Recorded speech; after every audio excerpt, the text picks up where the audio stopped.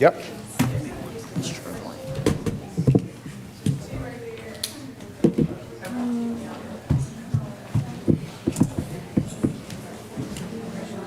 Okay, here we go. Okay. Finally. I got it to work. I'm excited now. AP Scholar, yeah, a lot of recognition. Kids, we need a bigger room. We need a bigger boat. We part of the evaluation is seating. Oh, is it? Yeah. Got a hammer on it. Well, to be That fair, is- it's like comfortable seating. I don't know that set it up. Okay. Can we move them up?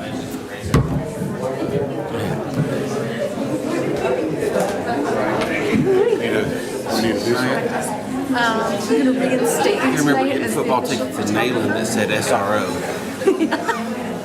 Kids, right?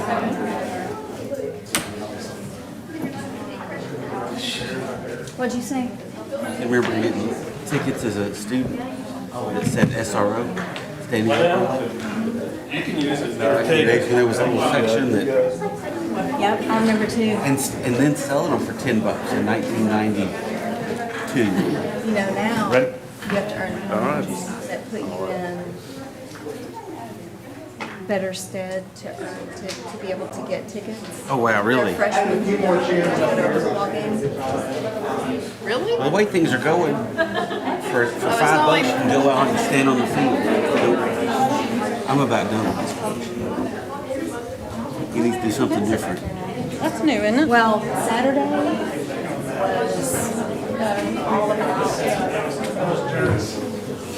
players, interceptions. That had nothing to do with it. Okay. Wait. So students, before we get started, if you're working toward your honors diploma and you need to observe a board meeting, we do have the forms here that you could use if you want to stay for the meeting and get the form filled out. You have that option. I know some of you have done that already, but just so you're aware, we have the forms. Yeah, I did watch that. You're welcome. I read it for the longest minute and a half of the day.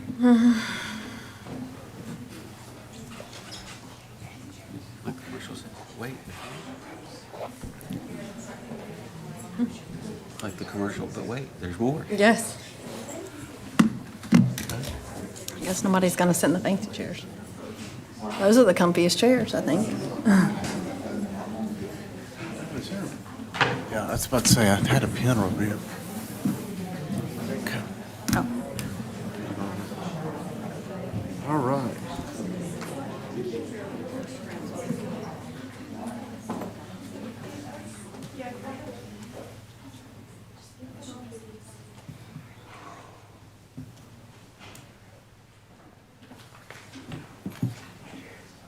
Everybody's probably wondering what.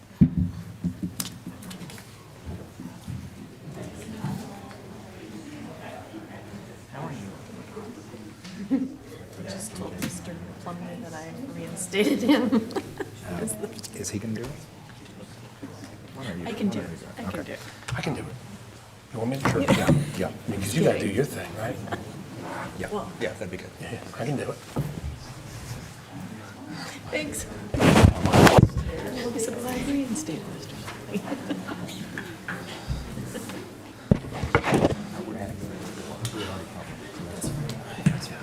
Are ready?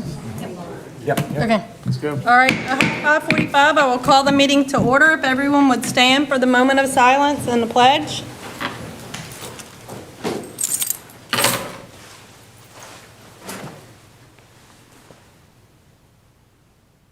If you'd face the flag.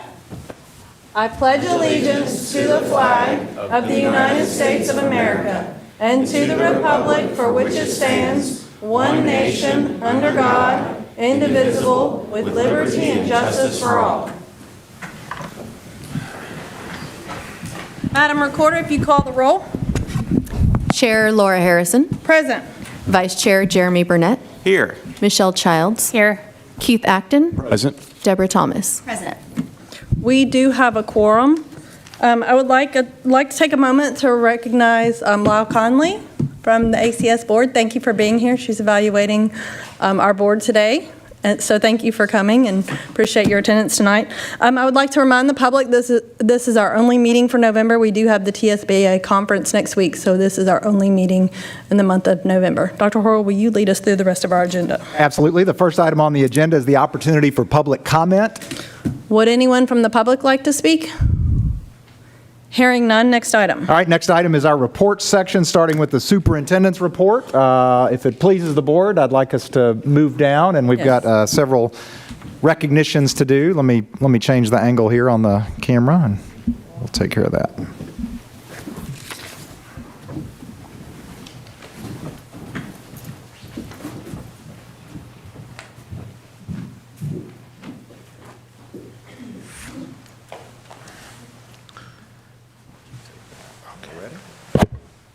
All right, well, it's so great to have a packed house. One of the problems, if you can call it a problem, that we've had in Lakeland school system is once the board decided we need to start regularly recognizing students and teachers that achieve extraordinary things, we started having these packed houses because there's so many people that need and deserve recognition. But before we get to the students and your parents, and we appreciate you being patient with that, we want to recognize one of our retirees who has made an exit from our system in the very best way this year. I can't think of a better way than to leave Lakeland school system than to retire. But Beth Autry, would you come up here, please? And we're going to say a few words.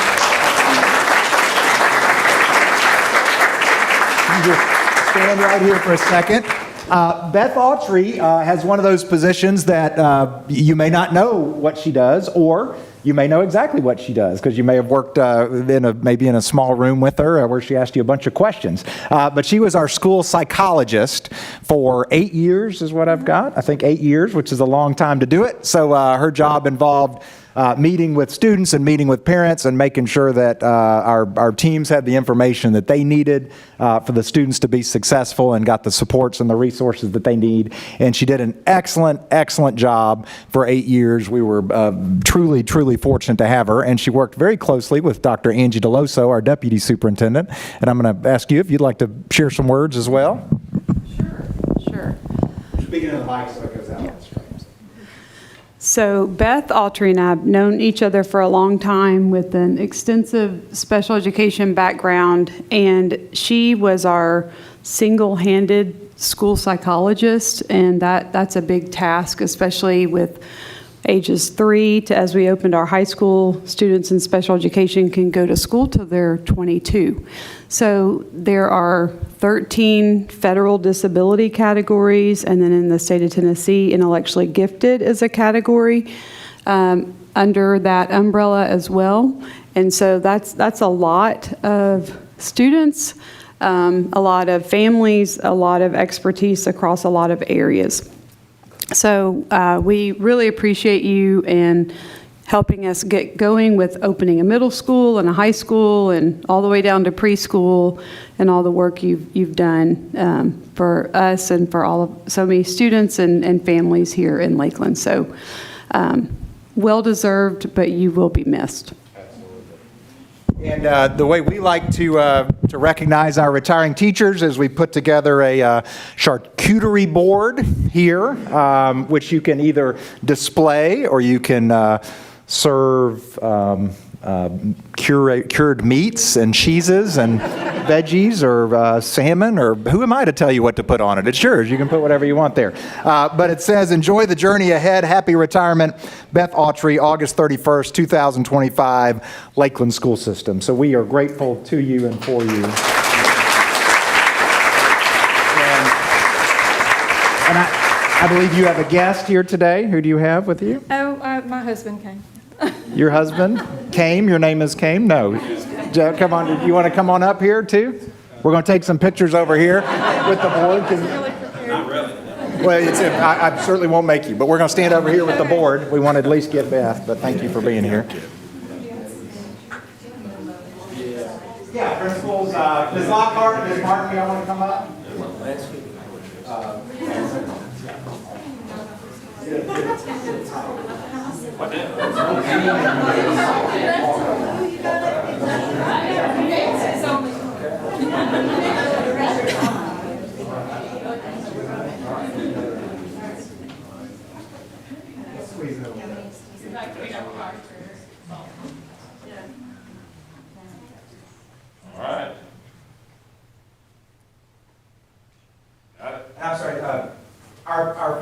Harper is not here, so our attorney will do it. The kids will do it higher. Do it from a higher.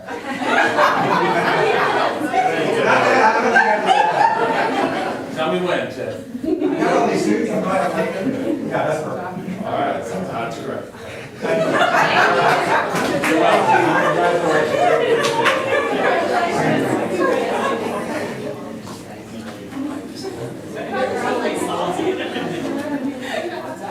Thank you, Eric. I appreciate you.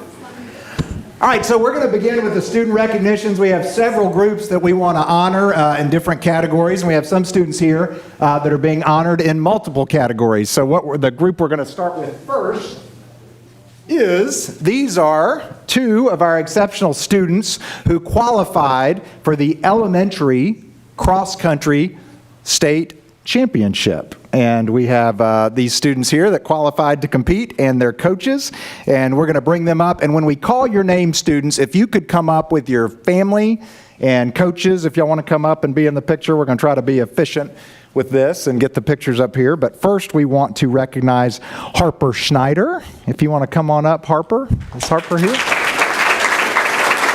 Oh, she's not here. Okay. That happens sometimes, busy folks. I know that Ella Klukas is here. I said that right? Come on up, Ella.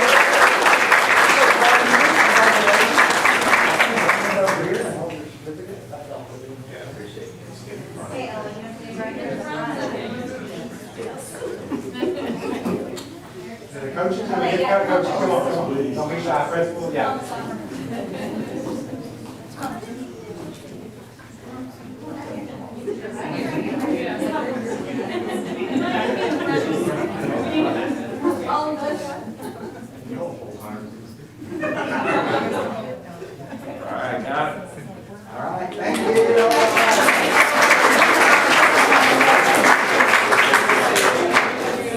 All right, and then coaches.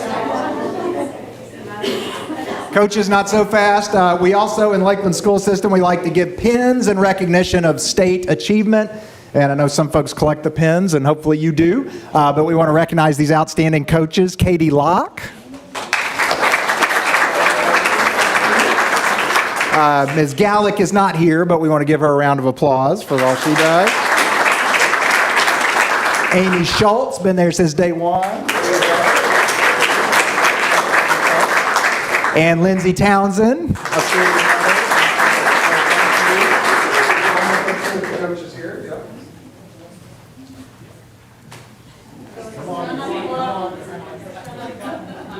Principals, I'm not going to tell y'all every single time. Y'all don't want to do it. You're right. Where we got?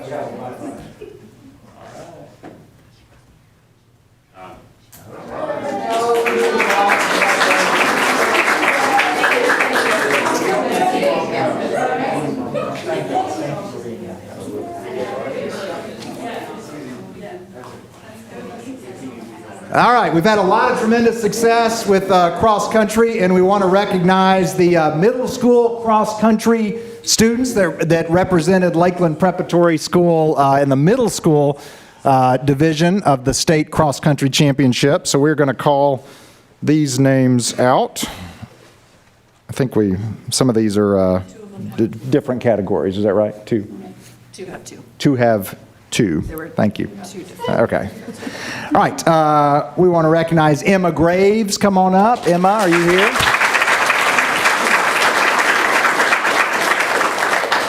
Congratulations. You got folks here? You want to bring somebody? Come on up. Yep, y'all come on up. We're going to...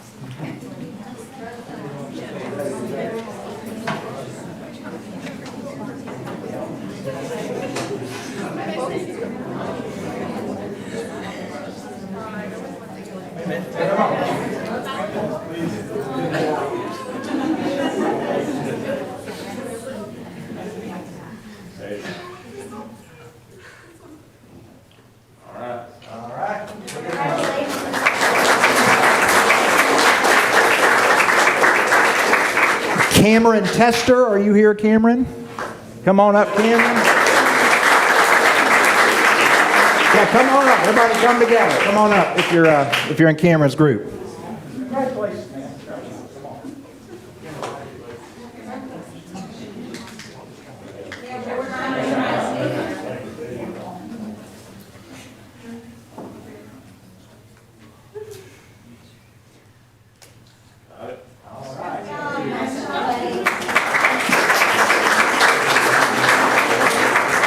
Want to recognize Benjamin Terry. Are you here, Benjamin? Come on, Benjamin.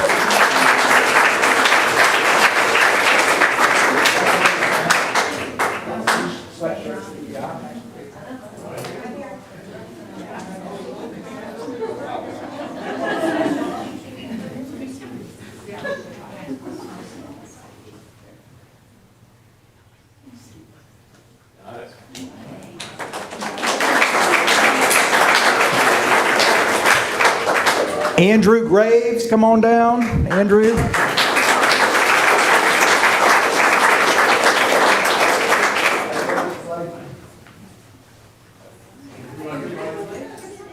Coaches, y'all want to come be in these pictures? Come on up. Yeah, I'm sorry, I didn't call you up on the other ones, but we're going to start getting up.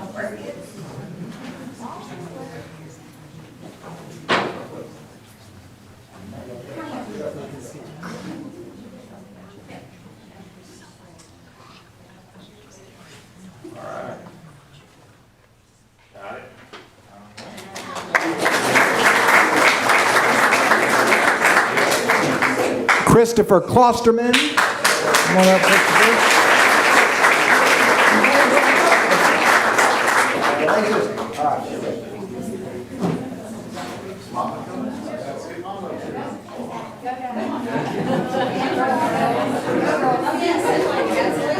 Anybody you got? Come on, guys.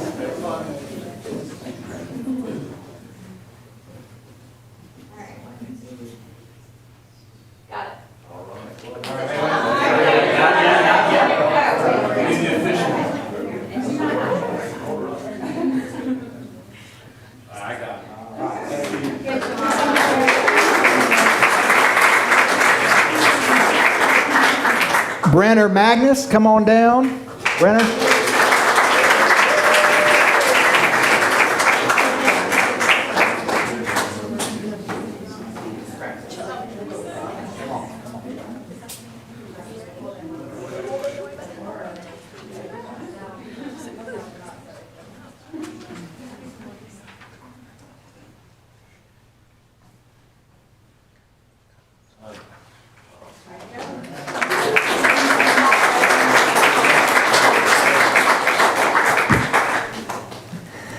Tasneem Abdash, you here? Did I say that right? You did it? They're not here. All right, and then is William Paul here? Yeah, okay. So William qualified for both the TSSAA Middle School Cross Country Championship and the Tennessee Middle School Elementary School Cross Country Championship. Is that correct? All right, double winner here. You get 2 certificates.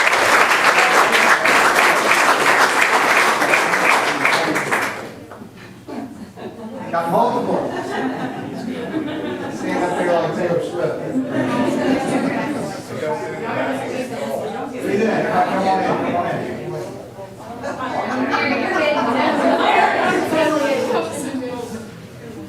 All right. Okay, go ahead.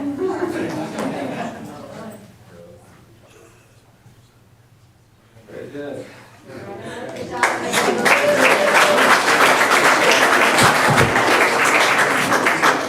All these photos are going to get y'all ready for Thanksgiving at your grandma's house. Now you're getting serious, aren't you? All right, we got another double qualifier here.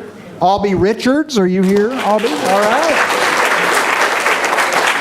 The TSSAA and the Middle School Elementary School Cross Country Championship. Congratulations. I'll get you as well. There you go, Albie. We're going to hustle you over here.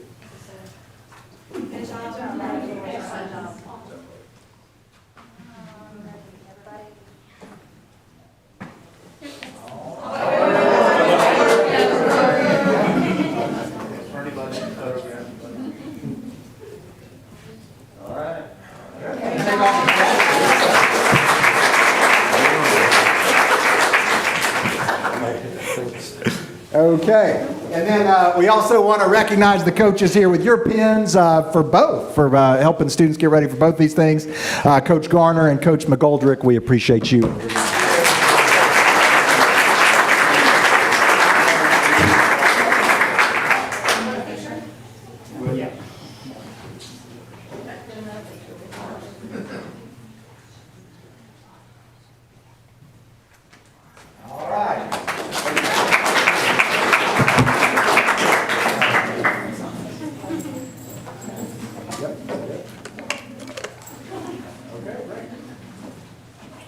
All right, so thank y'all, yes, appreciate you. You don't feel obligated to stay. You're welcome.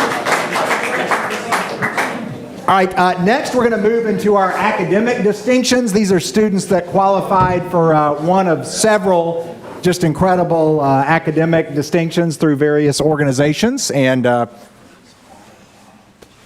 we have some students that have multiples, and we're going to start, however, with our AP Scholars. So these are students that excelled. They were not expelled. Raise your hand if you were expelled at some point like there. This is not the group for that question. These are students that excelled in their advanced placement classes and distinguished themselves through the scores they made on those AP tests, which is no small feat. So we're going to bring you up individually as well. And we're starting with Luke Baldrich. Come on down with your phone.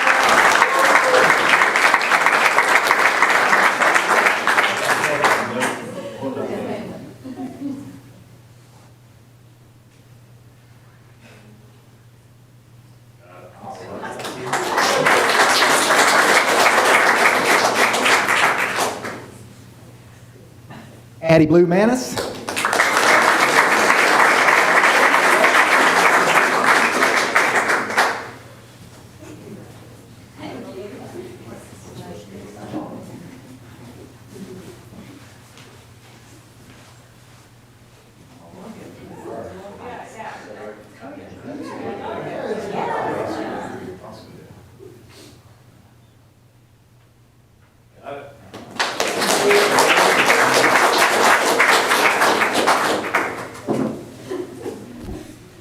Matthew Norman, come on down.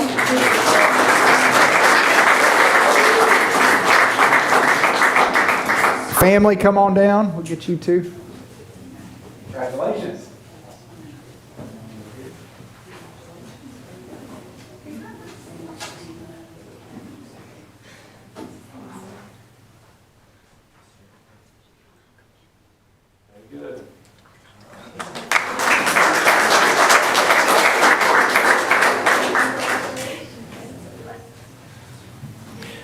Want to recognize Dylan Biblioni.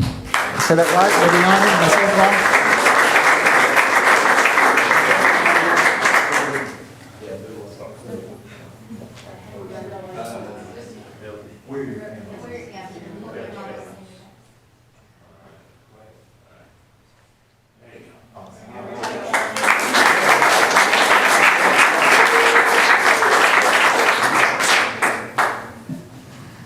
Simmerdeep Chaudhry, come on. We've seen you here already.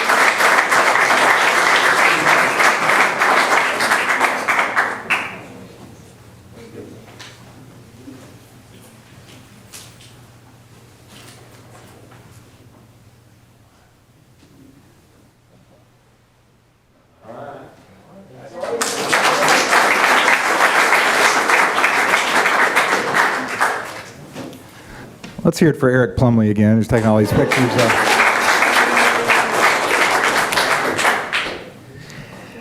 Riley Hampton. You got Riley Hampton here? Okay. We may be getting into ones. I'm going to go ahead and call these out.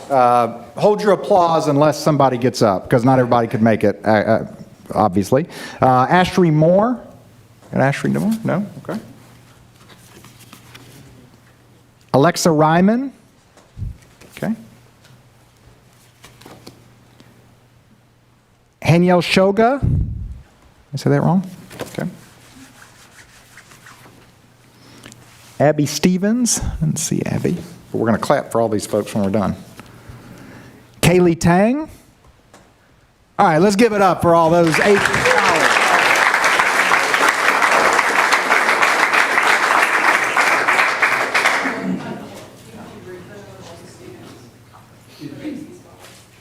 We could certainly do that.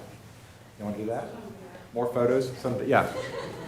All right, the students that were AP scholars so far.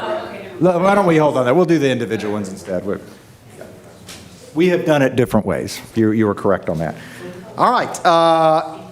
This next category is, we're not done with the AP scholars. The next, okay, all right, everybody relax. It's going to be fine, okay? We think we got you covered. And if we don't, we'll fix it. All right, next is the AP Scholar with Honor. Okay, so these are students, that somebody needs to help me. How many did you have to get in this one? I don't remember. That you had to have more, I think, with high scores. Maybe it was, anyway. With honor. This is with honor. All right, we're going to recognize Benjamin Conda. All right. Congratulations.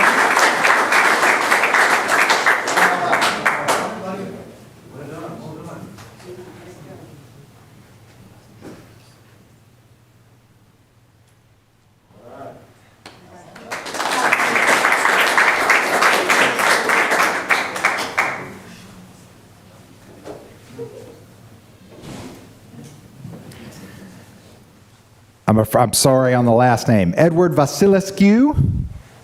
Say it, Vasilescu? Something like that. I'm so sorry, I got it wrong. That's my name, so actually. So congratulations. Yes.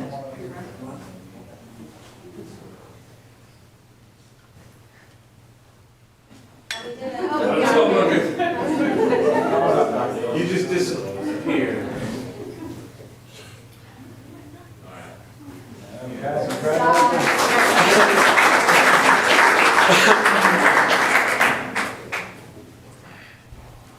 Brian Tran. Is Brian here? No? Okay. Jonathan Wynn. I don't think is here. Okay. All right. And again, I'm sorry I didn't look up the categories. These are all very difficult honors to achieve, I can tell you that. This is not just you took an AP test. It's not even you did well on an AP test. These are multiple AP tests. And there was a time, I know we always bring this up, people would say, are y'all even going to have AP classes at Lakeland Prep? But I'm glad we did, because y'all have done really well. All right, but there are more. Don't panic. Again, don't panic. We've got some students that qualified for multiple things, so I'm going to call out what this person qualified for, and then we would like this person to come on up. So this was an AP Scholar with distinction. Also, and we're going to move over to the College Board recognition, so some of these are blended, which had to do with this was the PSAT, I believe, okay? AP with distinction, College Board Rural and Small Town recognition, and the College Board School recognition. All those go to Caroline Morrison. Saw you come in.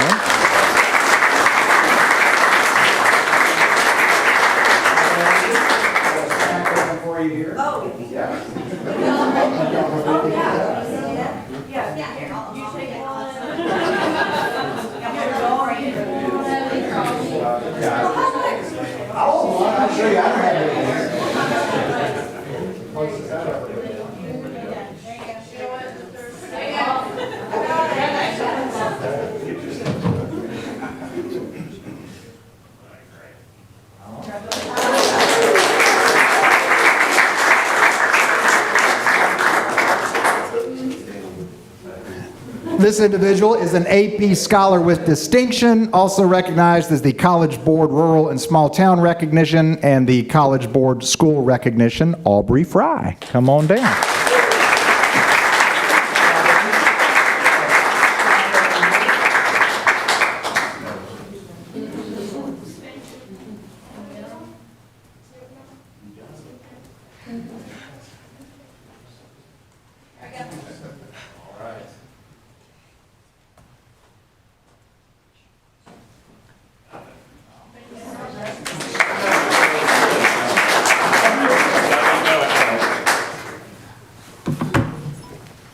It's another AP Scholar with distinction, College Board Rural and Small Town recognition, and College Board School recognition, Cullen Hutchins.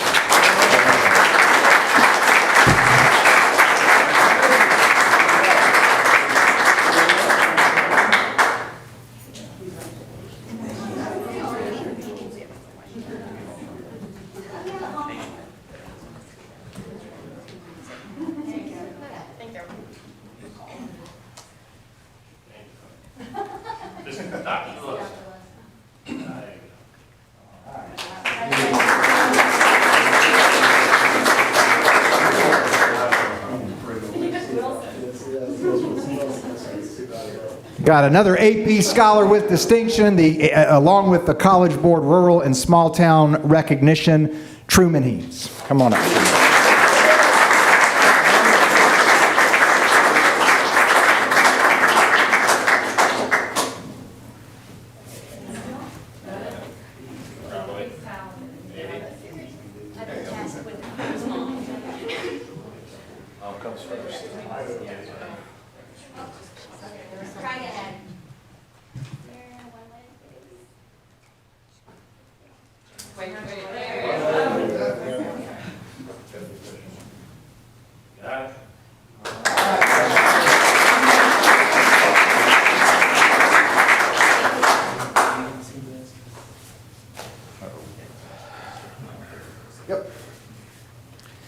All right, another AP with distinction. This is a new one we have not heard yet, the National Merit Scholarship Commended Scholar. So this is a big deal, big recognition. And the College Board School Recognition, that is Colin Walker. And I think he's not here. He's not here. And then let's also give a round of applause for Tess Terpstra, who she got the AP Scholar with distinction as well. So.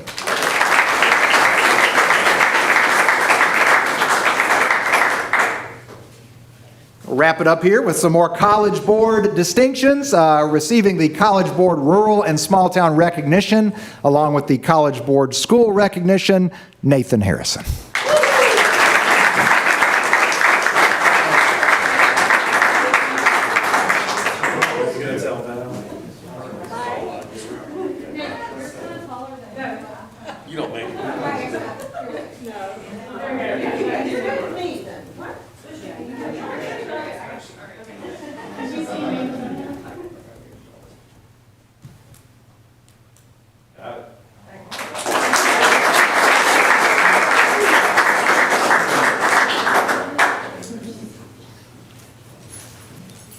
And we have a student that received the National Merit Commended Scholar Recognition, our second of those, the College Board Rural and Small Town Recognition, and the College Board School Recognition, Elizabeth Spicer.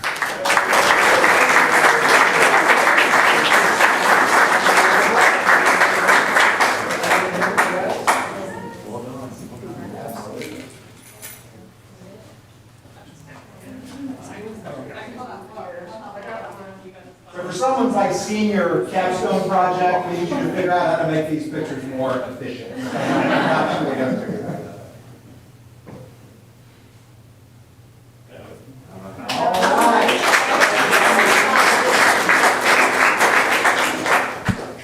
Students, parents, those of you who stuck around, this is the very best part of, I think, everything that we do is seeing our students achieve their goals, seeing our students achieve their dreams and get a little bit closer to what you're going to do after Lakeland Prep. So, and let us also say how grateful we are to you for your hard work and the honor that brings to our school system and to our community. And you are the very definitions of everything that students ought to be in terms of working hard, taking the most challenging courses, putting yourselves out there, and then finding success. So we thank you. We are going to continue with the meeting, but there is absolutely zero pressure for you to stay. You don't feel like, well, they gave me the certificate, I probably ought to stay. You don't have to. You're welcome to, though. But if you want to get up and leave at this point, you certainly can. But thank you for being here with us. It means a lot. Did we leave anybody out? Is there anybody that didn't get a certificate that thought they were supposed to or going to? Thank you all very much. Appreciate you. All right. Thank you. Thank you, Summer. All right.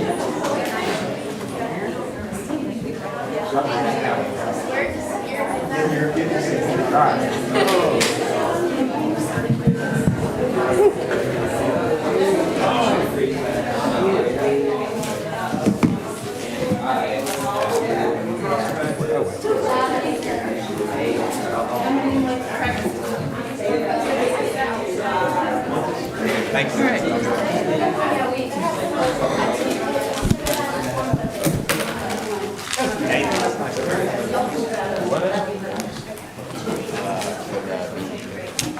30%. Meeting form? Just say 30%. Have somebody pick up at 8 o'clock. Kids asking for forms. Like, they really think I just do everything. You're doing great. That's great. Yeah. No. Go clean the bathroom. You're doing great, you're doing great.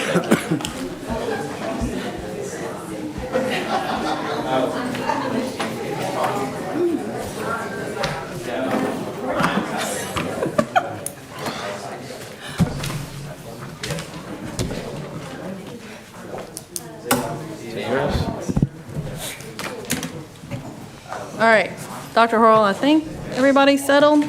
I think You so. can continue to lead us through our agenda. I'd appreciate it. Okay, sure. The next item on the agenda is the monthly financial summary. Mr. Gately Sweat could not be here with us, but he did send ahead his visual representation of the where we are with the general fund program through September 2025.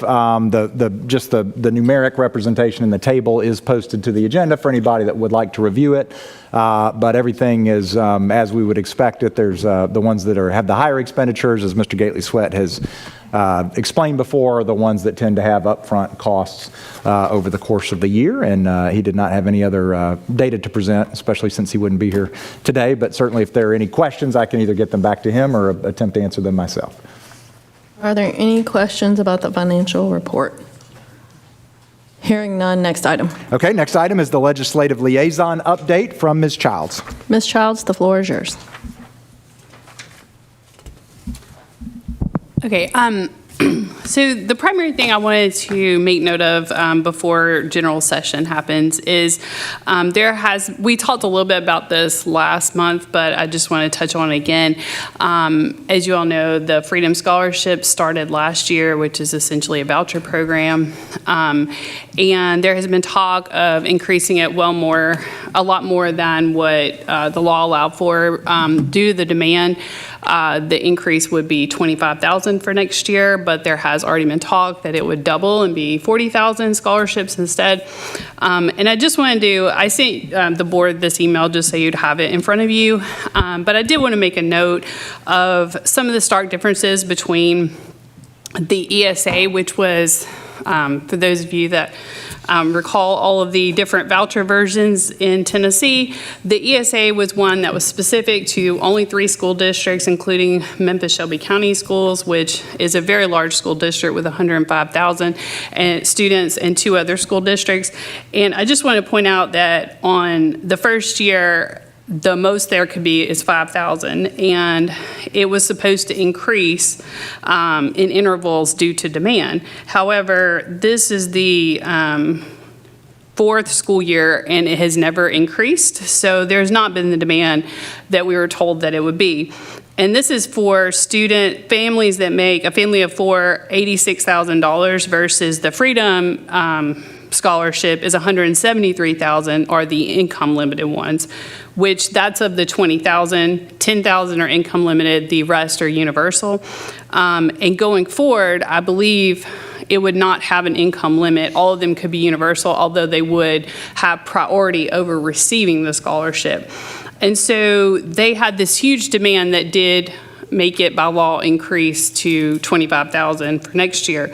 And, looking at other states that actually track where did these students go to school before they got this Freedom Scholarship.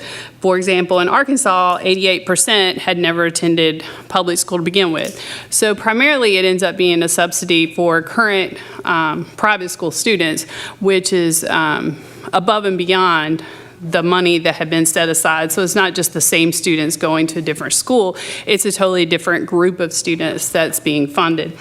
And so, I think looking at the demand on the ESA versus the Freedom Scholarship is pretty telling on where those students came from, since the state has chosen not to track that.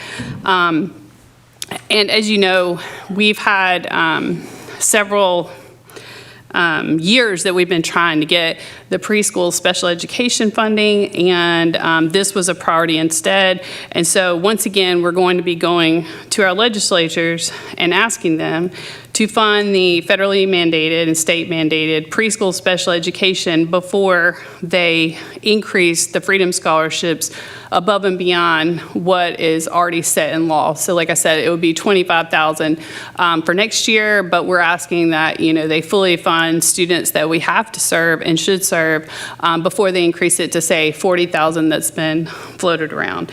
And I will also note, because we did talk about this some last month, what have we done as a school district to try to get the preschool special education funded?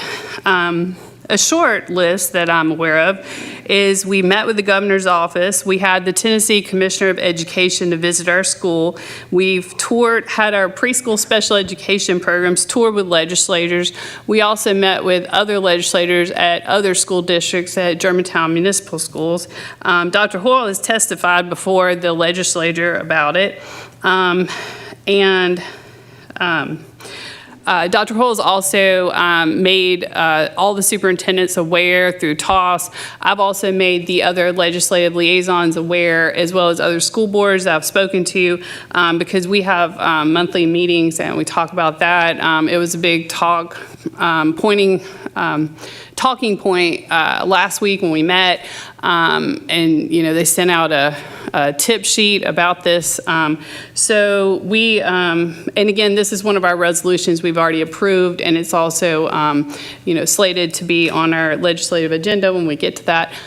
So I just wanted to kind of give a brief overview about Freedom Scholarship and also the preschool special ed.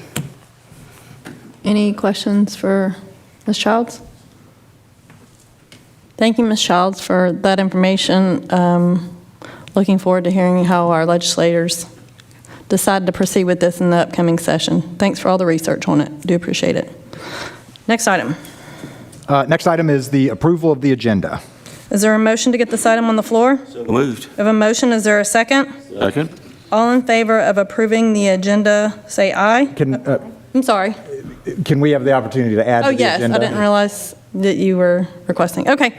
Dr. Horrell is requesting that we add something to the I agenda? would like to request that we add the discussion action on the 2026 legislative agenda under the discussion action items.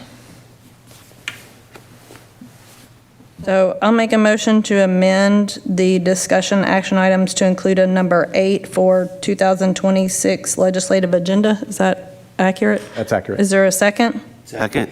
We have a motion and a second to amend the agenda. Any discussion on this? Hearing none, all in favor say aye. Aye. Any opposed? So the agenda has been amended, so we're back on the amended agenda. Is there any additional amendments anybody would like to? Can I make one more request? Yes. I should have made it before, I'm sorry. Can we, I'd like to request that we move new policy 4.4065, social media, down to the discussion action items due to amendment I'd like to recommend. All right, so I'll make a motion then to remove item number 6 from the consent agenda to number, 9 on the discussion action agenda. I'm trying to make notes, so just give me a second so I don't get lost. All right, so I'll make a motion to amend. Is there a second? Second. We have a motion and a second. Any discussion? All in favor say aye. Aye. Any opposed? So the agenda is amended for items 8 and 9. All right, we're back on the agenda approval. Any more discussion? I'd like to, Madam Chair? Yes. I'd like to add number 2 to the consent agenda. It's number 2 from the discussion action over to consent agenda, please. So we have a motion to move number 2 from the discussion action to the consent agenda as item number 9. Is there a second? Second. We have a motion and a second. Any discussion? Hearing none, all in favor say aye. Aye. Any opposed? So that amendment passes. So item 2 is now number 9 on the consent agenda. Any more discussion on the amended agenda? All right, hearing none, all in favor of approving the amended agenda say aye. Aye. Any opposed? Motion passes. The agenda is amended and approved. Dr. Horrell, next item. Next item is approval of the consent agenda. All right, I'll make a motion to get this item on the floor. Is there a second? Second. We have a motion and a second. Last call for anybody that would like to remove anything from the consent agenda. Hearing none, all in favor say aye. Aye. Any opposed? The consent agenda is approved. Next item.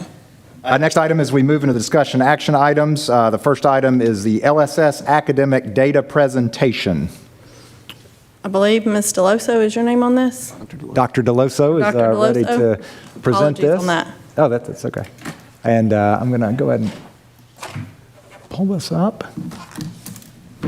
And if I can, I'll kind of set this up. Dr. Deloso has put this presentation together working very closely with our 3 directors of instruction, and the goal was to provide a high-level overview for the board and of the public of the conclusions kind of that they've drawn and recommendations and the really, really great work this year that they're doing to try to respond to last year's academic data. And they're going to focus on targeted supports, and I want to thank the board at this point because I think the addition of these directors of instruction have really kind of supercharged our capacity to focus on academic and instructional issues, and it has also allowed Dr. Deloso to focus more specifically on instruction and academics. And so this will be a very kind of straightforward kind of presentation in terms of what is the actual status and where do we want to go from here. So I'm going to be Dr. Deloso. I'll control the PowerPoint for you, and you can begin when you're ready. Okay.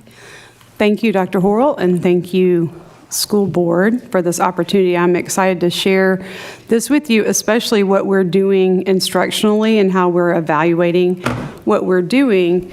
And so this is the Q1 data presentation, and we'll see data that looks at our achievement and growth, but we'll see a lot of what are we doing to leverage instruction and have big impacts on student learning. And right before we start, just a couple of things that might help with some of the jargon that we use quite a bit. These terms will be very familiar to you, but in each slide, you're going to see visuals that show achievement and growth in a same graphic. And so achievement comes from our TCAP test and growth comes from our TVOS data that we get back. And when we're thinking about achievement, we're thinking about how well students are meeting grade level expectations as we measure that by the TCAP test. And then growth, how are our students making progress compared to their similar testing peers across the state? And then we'll go ahead and go to the next slide and you'll see an example of that there. So here you'll see this graphic that looks at overall proficiency for 2025. So this would be last school year. And in the circle, the number represents the achievement level for this subject area. So this is looking at all students that were tested starting in grade 3 and going through high school. So in English language arts, our proficiency was 64.8 for achievement, and you can see there math 62.2, science 74.2, and social studies 73.5. And just to kind of set this up, the bottom with the colors and the numbers 1 through 5 is the growth measure. So what's embedded in the graphic with achievement is also the growth. And you'll see that in some areas our pace and our growth with matching our similar testing peers is lower. In some areas it's higher, and you'll see some changes year over year. But this is what it is for 2025, achievement and growth. So to look into English language arts and take sort of a deep dive there, you'll see there some highlights, and you'll also see overall in the 3-year span of 2023 to 2025, where we were with achievement is the number at the top of the bar graph. So 61%, for example, in 2023 of our students were on track and mastered. And then you'll see we had 66 and then 65. And the growth measure, you'll see change to where it went up to a level, we had a growth level of 5 in 2024, and then had a dip there in 2025 in growth. And then to point out some highlights here, this represents third grade, grades 3 to English 2. So 8th grade increased their growth score 2 levels from a 1 to a 3. So they would be at the bottom there, they would be in the green, a level 3, which is what is expected growth. That's what we want for expected growth. English 1 and 2 remains very steady in growth. They remain at a high level of growth at a 4 and 5. And another definition here that you'll see a term, this HQIM, high quality instructional materials. When we keep referencing that, then we're talking about the curriculum, the materials that we have our textbook adoption committees look at, and then we present that to Dr. Horrell, who presents that to you as a school board, and you vote on our curriculum. And so high quality instructional materials, the way that our curriculum that the board approves and then purchases, it's aligned to the state standards. It's a very rigorous curriculum, and it promotes access to all learners for with a lot of scaffolding that's embedded. So, but the way it's implemented is what matters, and that can drive very consistent high-level instruction, and it can help us lever to accelerate achievement and close gaps. So with English language arts, there's been quite a bit of work in how are we implementing our high-quality instructional materials. Some of our challenges that we found and are addressing this year are with our writing scores. There's a gap in our proficiency with the writing component. So where students might be proficient in how they're answering questions or how they're doing with comprehension, the writing part is below that. It doesn't match the student's capability the way that we want it to. So we've had some work with Ms. Lockhart and Ms. Macklin, who's our instructional director for K4, and we've had a TCAP writing expert come in and work with our teachers, and she's also working with Ms. Martin and the directors there. And we've done quite a few trainings and analyses of writing, and are helping make sure that students are experiencing it the way that they'll see it on the TCAP, and that it helps them with that growth and achievement there. Also, with English language arts, our growth across all of our subgroups, meaning students with disabilities, English learners, economically disadvantaged, that's an area that we're needing to focus on and work to help improve with the subgroups there with growth. And then a big area of focus right now, too, for us is our K-5 curriculum for ELA, and how is that meeting the instructional shifts. So I know you're familiar with the third grade promotion law for English language arts, and so there's been a lot of shifts in the standards, the curriculum, foundational literacy, and so there's a lot of change in how that instruction is delivered. And so we're looking at our curriculum and what we have and what we're using, and how are we meeting those shifts, and what do we need to do to keep making those shifts. And so that's a big part of what we're doing in ELA. So instructional supports, I mentioned the targeted professional development session around writing, and then how are we implementing our curriculum? How are we leveraging our curriculum across all learners for ELA?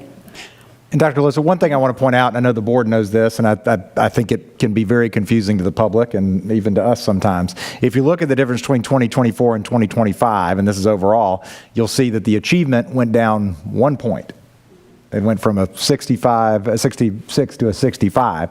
And the growth went from a 5, which is the best you can do, to a 1, which is the worst you can do. So a dip of 1 in the achievement, you think, well, how does that go down on the growth? And it's because what Dr. DeLoso was explaining, it's being compared to students across the state who are similarly achieving. So TVOS, quote, growth can be very confusing, and it's not. Some people think, well, growth is the difference between 1 year and the other. If you go up 2 points, that's growth of 2. But that's, again, to reiterate, that's not how it's measured here. So this slide kind of sets up, and I did ask Dr. DeLoso to break it down. I know 3rd through 10th grade English is a big, that's a big range of scores. So she has added, and her team have added some breakdowns per grade level. We're not going to go over every single one in depth, but we will also post this to the agenda so that it's available as well. Yes?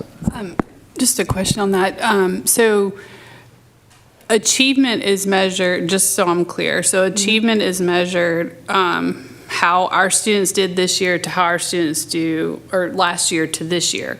But growth is measured how they did last year compared to this year based on other students in the state? Yeah. I'll let you try. So if you To make sure I'm clear on it. I like to use the visual of like a track around a football field. So if you take a group of 5th grade students, and let's say they're in a gifted Apex class, okay? Then how they did on the test last year and their potential for what they can achieve, the next year, there's a statistical formula for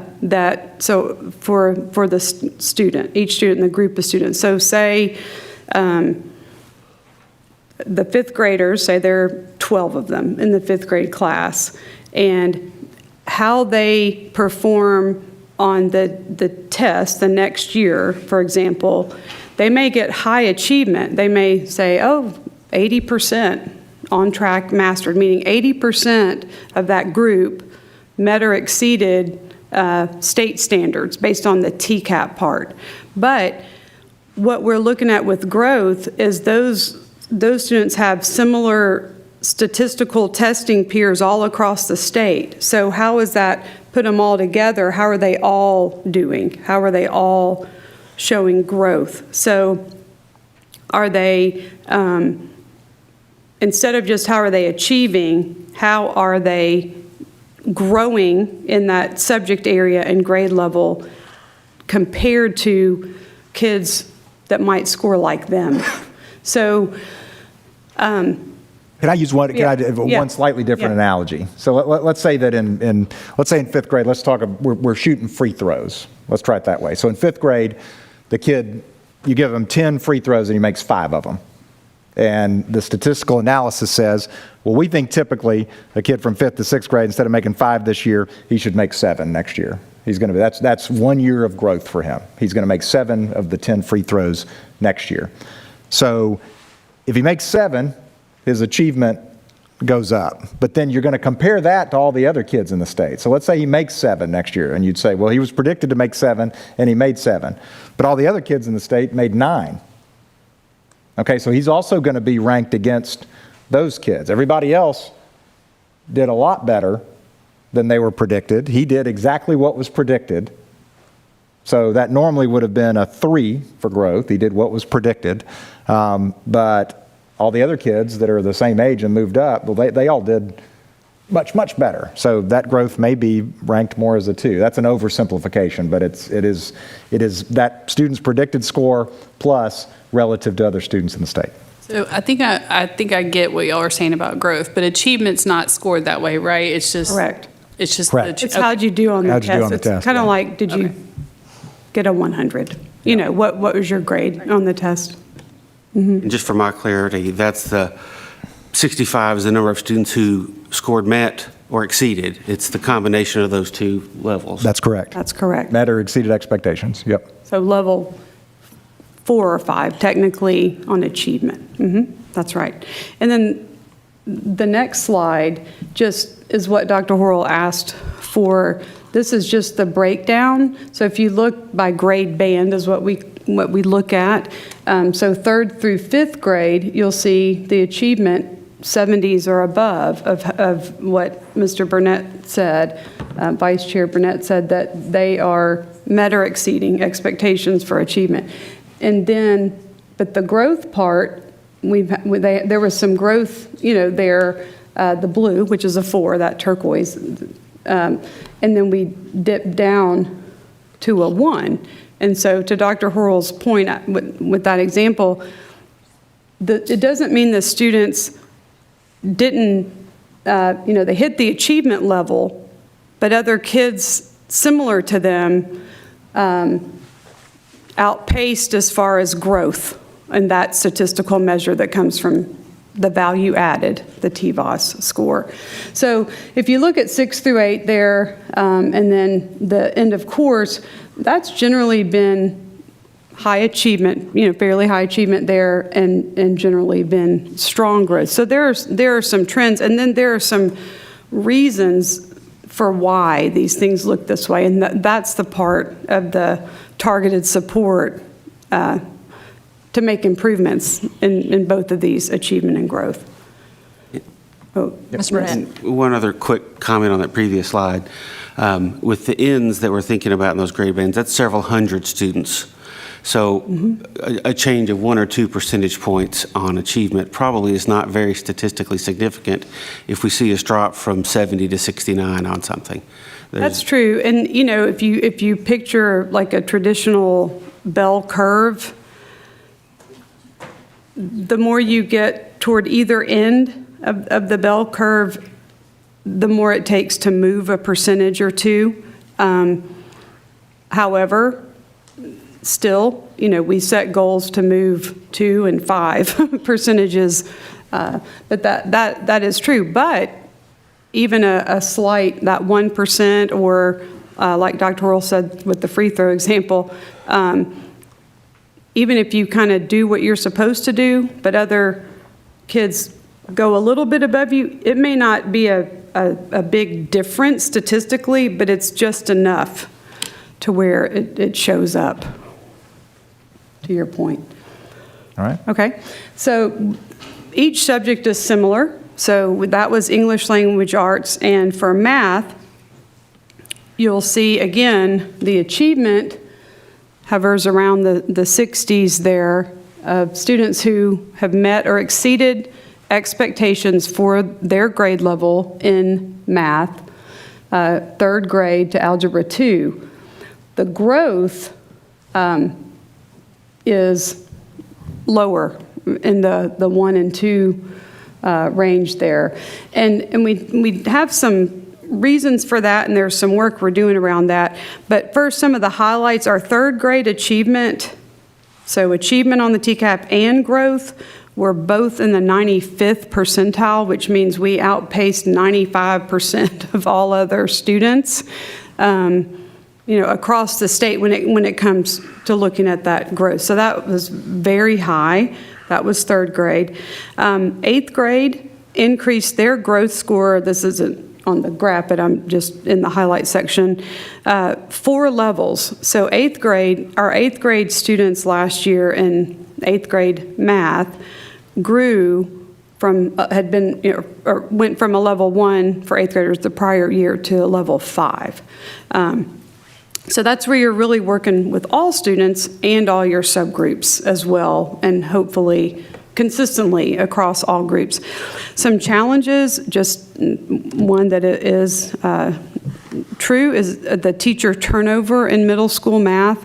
I know for one of our grade levels, it's 3 new teachers to us this year. So there's been some middle school teacher turnover in math, which can impact math content knowledge. And then this one, they revised the math standards in 2024, the state did, and we adopted that SAVAS math, that new math high-quality instructional material, that math curriculum. And so we're implementing a new curriculum, and they changed the standards.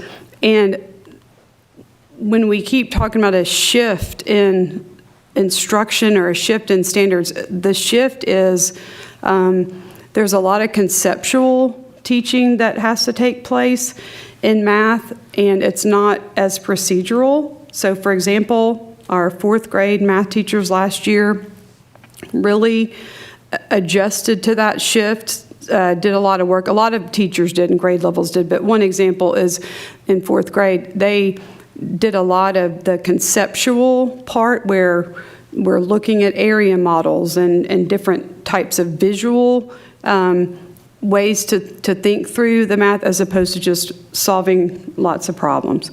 And then, so the instructional supports there, we're working with our state Southwest Core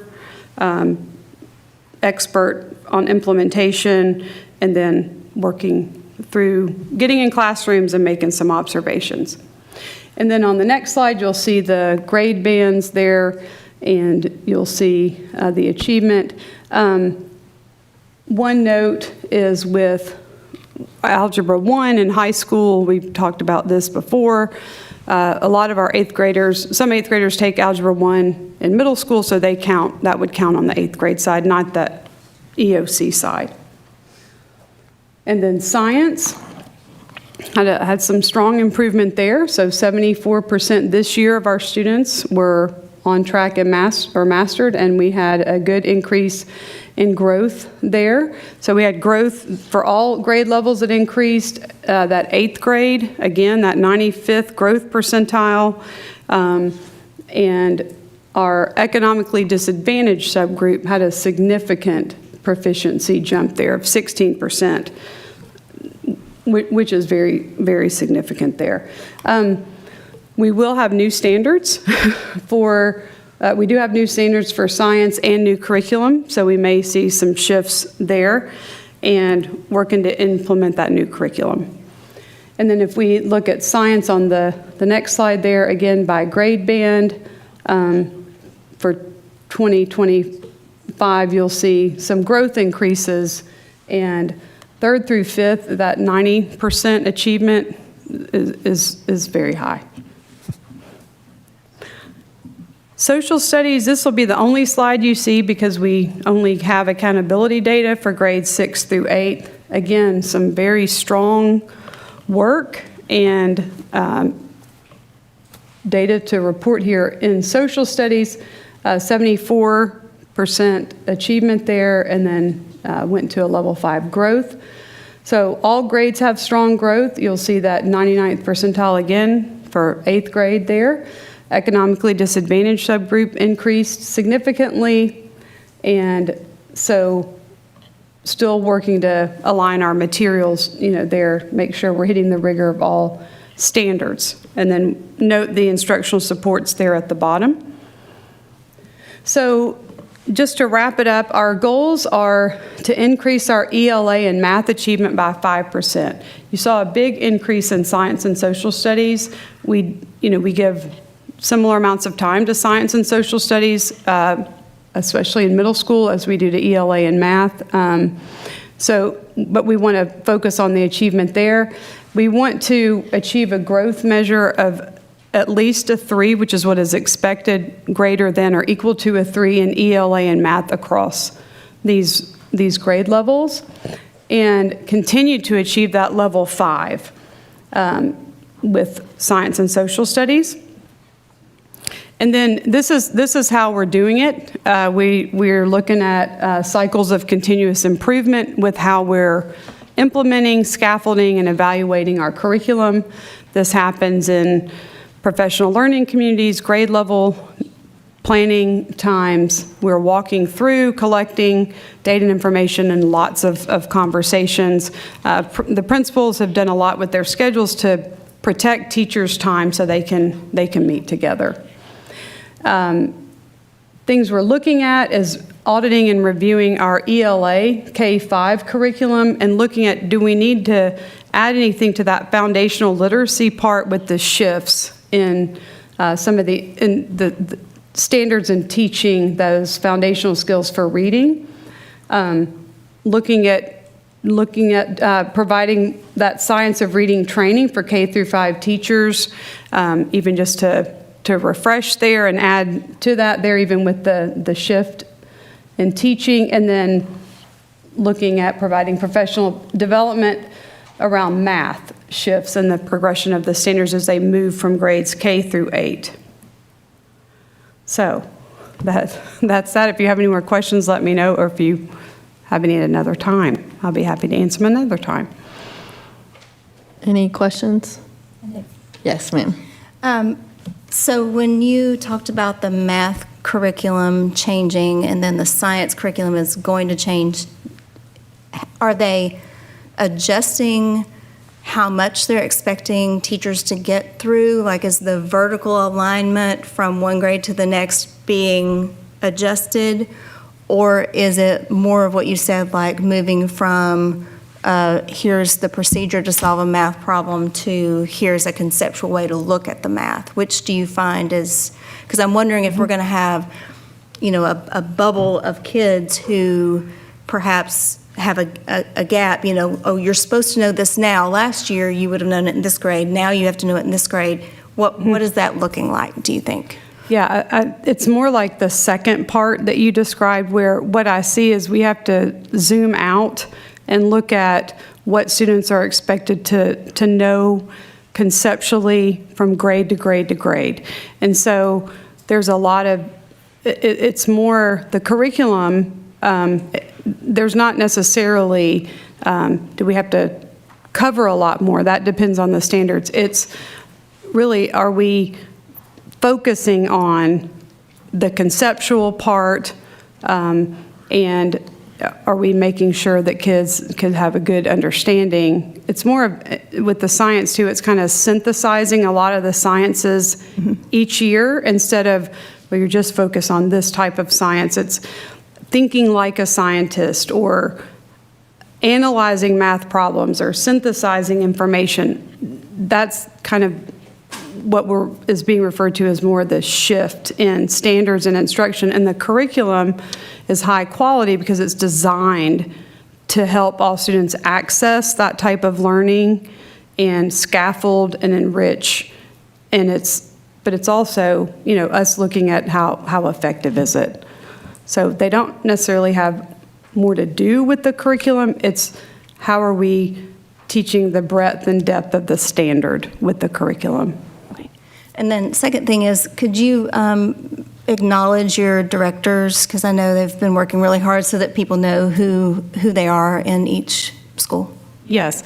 So Ms. Macklin is our K4 Lakeland Elementary Director of Instruction. And we have Ashley Jackson, who is our high school Director of Instruction, and Carrie Eldridge, who is familiar to you, probably. She's our middle school 6-8 Director of Instruction, and they work very fluidly. They work well, and are just experts at what they do, and they really get this in the layers that it takes to work through that cycle of continuous improvement. So thank you for that. Any more? Mr. Burnett? Dr. Loso, thank you so much. One of my questions really centers around the recognition of the 15 percentage point growth for social science for economically disadvantaged students, as well as the 7.4, I think you said, percentage points on social studies. Any thoughts around what drove that? High quality instruction, great teachers, are there other resources those students are getting that are making that impact? Yes, the standards that we've worked with there had been in place for a while, so I think we had done a lot to master those. But what we've really seen is that teachers, our general education teachers and our special education teachers and our English language learner teachers are having more opportunities to talk together, to plan some more together, and in our professional learning communities, really looking at student work and what does it take in tier 1, meaning when students are in the big classroom for the longest part, how are we differentiating, how are we doing some small groups there instead of just when they're maybe pulled out for other services? But there is very intentional work with our professional learning communities and the teachers looking at the benchmark data that we do, making adjustments and differentiating. So we've had certain groups, and those were some of the highlights, that have done, we're working very, very intentionally, and all teachers have been, but at looking at what can we do with this curriculum to reach all of our students. Thank you. Any more questions? Let me say again how much I appreciate Dr. DeLoso's leadership, but certainly, and Ms. Thomas, thank you for acknowledging the directors themselves. They've really jumped into it this year, and with both feet. And I want to thank the principals, Ms. Martin and Ms. Lockhart, for their coordination, and their teams for making sure that those discussions are happening and the work's being done, and that we're getting more of a rhythm and a consistency in terms of language and how we look at academic achievement and growth. So thank you.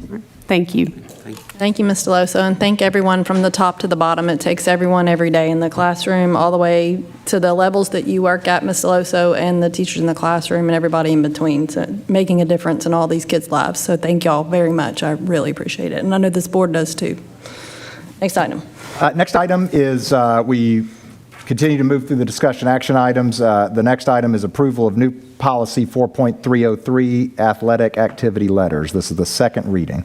So I'll make a motion to get this general item on the floor. Is there a second? Second. We have a motion and the second. So I believe there's two policies before that, so I'll entertain a motion on which version for the board. Can I Yes. highlight which ones, just Yeah. so we can differentiate? These are essentially identical, and based on the conversation that we had at the board meeting last month, version 1, essentially, if the board approves version 1, this would allow anyone to purchase a letter jacket, irrespective of whether or not they had actually, quote, earned a varsity letter in some different area. So there would be the online store that currently allows, basically anyone to order a Lakeland Prep varsity letter jacket. Would still be online. Version 2 is one that would basically, through the language, say that only students who have earned letters as prescribed in the policy would have the opportunity to purchase a jacket. And I can certainly share my conversations with the vendor in terms of what that would look like. But what I can say is that through talking to the vendor that we currently use for our varsity letter jackets and letters, we do believe we have a process that would allow us to essentially, I think Ms. Child used the term fence at some point, fence who is able to purchase the letter jackets themselves. And I do want to emphasize this would be separate than the earning of the letters. So you might earn the opportunity to purchase an individual letter that you could keep, or you could frame, or you could. Some students may have multiple letters. The chevrons, both policies would require that parents and students have the opportunity to purchase those letters and chevrons. But that's essentially how the two versions differ. One would allow anyone who wanted to, for example, show their school spirit but maybe hadn't earned a letter to purchase a letter jacket. Version 2 would be a strict, basically, designation. You must earn a letter and have permission to buy a varsity letter jacket. So I'll entertain a motion of which one to consider for the board. Madam Chair, I'd like to recommend that we go for version 2. So we have a motion to consider version 2. Is there a second? Second. We have a motion and a second. Any discussion on, yes, Mr. Burnett? And I'll own that I'm the one that sort of, I think, had conversations with Dr. Horrell to press for reconsideration for version 2. And just like Dr. Horrell said, the idea to me of earning a letter to wear a letter jacket is important. I want to recognize achievement in the schools like we did tonight, so that when you have people who have earned that, when you see somebody wearing a letter jacket, you know that's something they earned.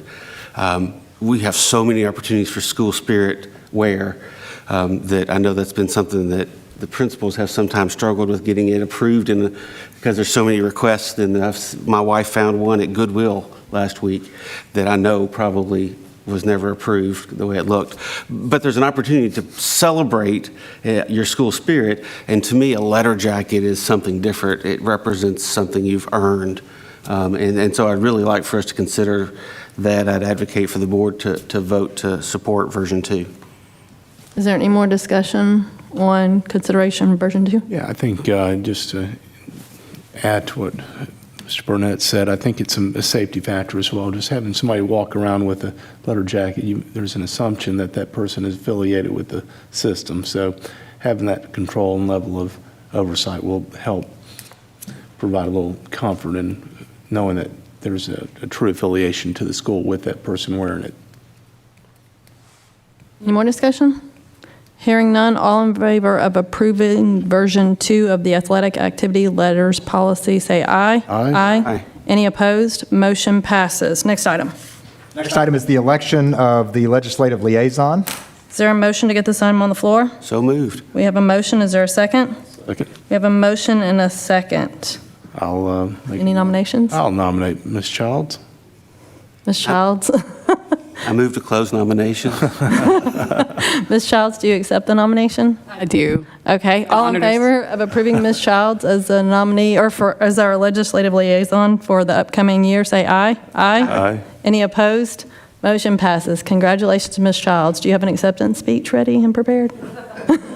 Motion adjourned. Always an honor to serve. Thank you. I will say thank you on behalf of the board. You do a great job. You're Did an very amazing thorough job. in Amazing everything job. you do, and I can't imagine not having you as that, and not just the sheer amount of information you're able to provide to this board on all the legislative issues. It's really appreciated. Patience, Yes, and patience with our legislative process, And persistence. yes. and that too. Yeah. So thank you so much for everything you do. All right, Dr. Horl, next item. Next item is the appointment of the TSBA Delegate Assembly Representatives. I'll make a motion to get this item on the floor. Is there a second? Second. We have a motion and a second. Is there anybody that would like to volunteer? Ms. Thomas and Ms. Childs, Mr. Burnett. So we have 3, right? That's correct. All right, the nominations are closed. You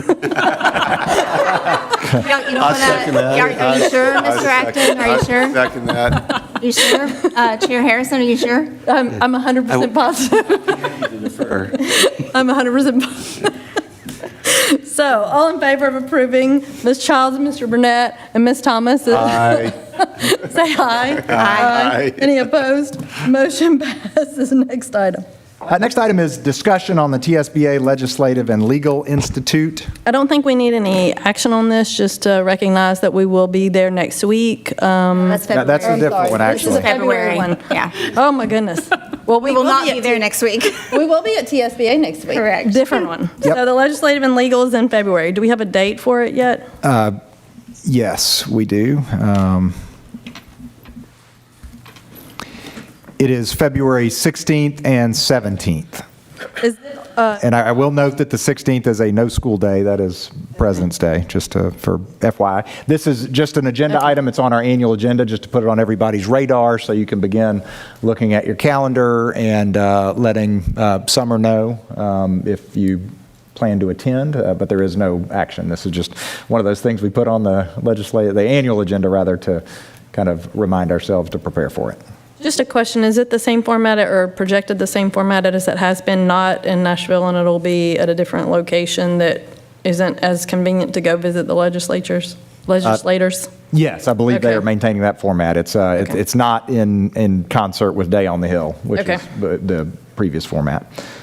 All right, so if y'all will just let Summer know your travel plans, that would be great. All right, next item. Next item is the review of policy manual sections 3 and 4. Ms. Thomas?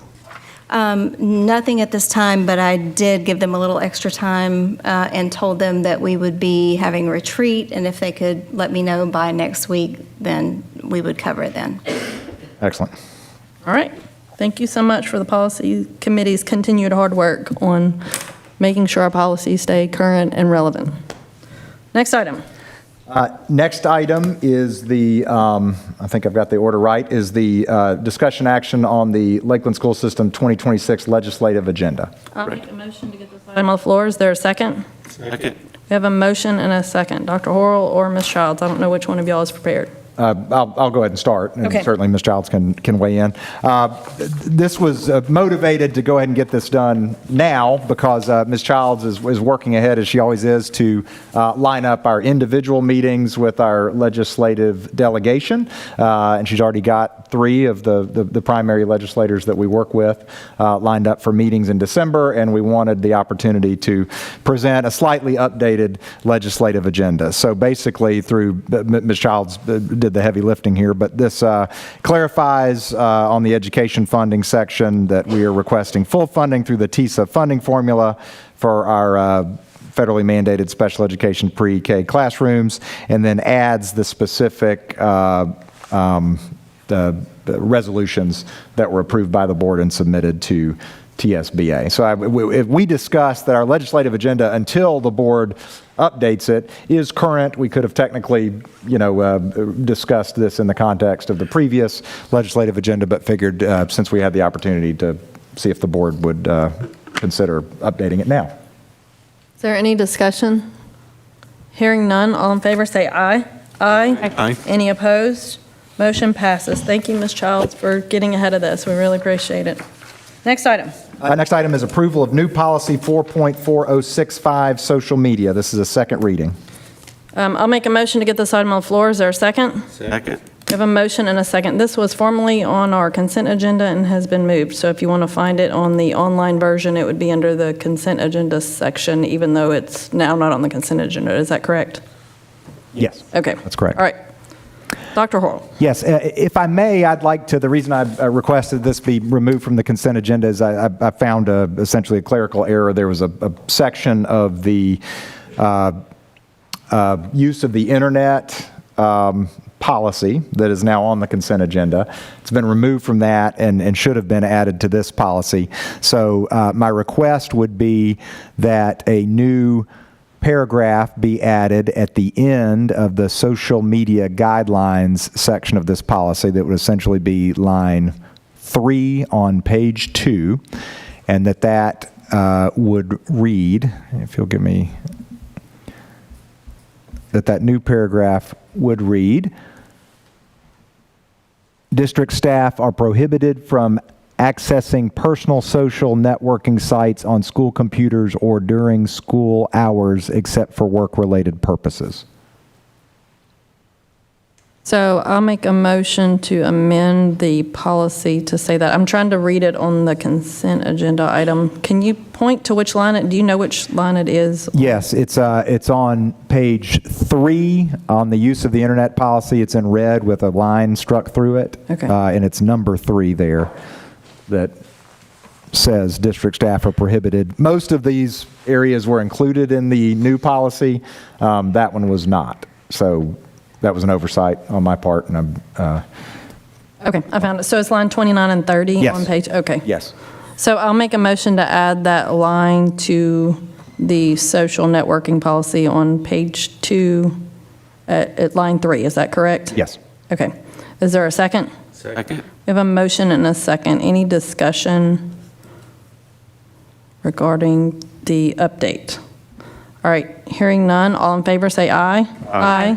Any opposed? The amendment passes. Now we're back on the amended policy. Or we're on the amended policy, I'm sorry. Go ahead, Mr. Burnett. And I have one more. It's more of a typographical error. Page 1, line 9 says X formerly known as Twitter, and it should say X formerly known as Twitter. So can you make that We can make that administrative? administratively, yes. Okay, you will make that administratively. All right, so is there any more discussion on the amended policy?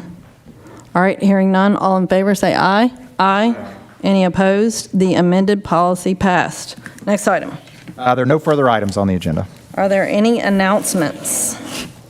I will announce this will be published, but just so we can formally announce it, the board will hold a retreat in Nashville in conjunction with the TSBA conference on next Friday, November 14th at 1 p.m. And that location will be published prior to the retreat.